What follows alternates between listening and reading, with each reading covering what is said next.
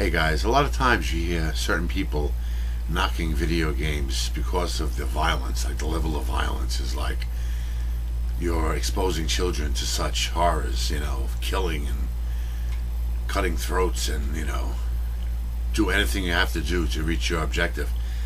And you could make the argument that visually, video games and what you're doing in the games, the way the game is formulated, you have to kill to complete your objective. Fine.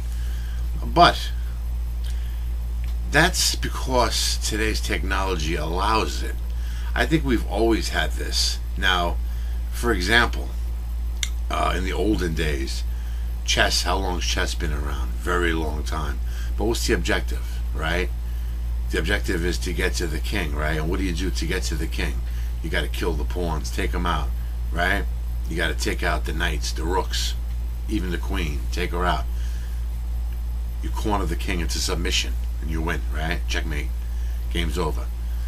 You can make that argument about a lot of old time things, like pin the tail on the donkey, like stick the pin in the jackass's ass, you win the prize, right? In real life, you'd hurt a jackass, you stick a pin in his ass, right?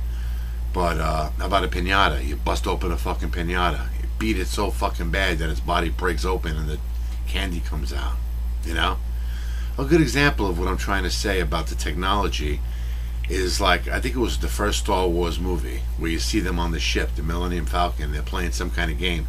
It looks almost like chess, But the players, when they make a move, one piece is like walks over and like clubs the other one. But that's actually like doing the imagination for you. But when you play chess and you move that plastic piece or whatever onto the other plastic piece and knock it over, you're doing basically the same thing. You're taking it out. So technology is adding a visual, element to it. But I think games in general and lots of aspects in our life have always been geared towards violence, So I think it's just the technology and the fact that you can see it so much. But people always used their imaginations. People always used their imaginations. So what do you think about that? And where do you see the future of gaming? I've been watching some channel. It's Anonymous Affection. He does like video game walkthroughs, and I've been watching. He does a lot of, I've been watching Riddick.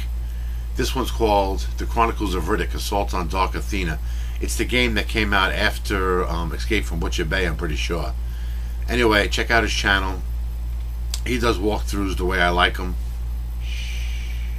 No stupid jokes or comments during the game. You just watch the game, enjoy it. I like walkthroughs like that. Most people that yap through the whole fucking walkthrough, it's like really fucking annoying. But just imagine where this violence in video games is going,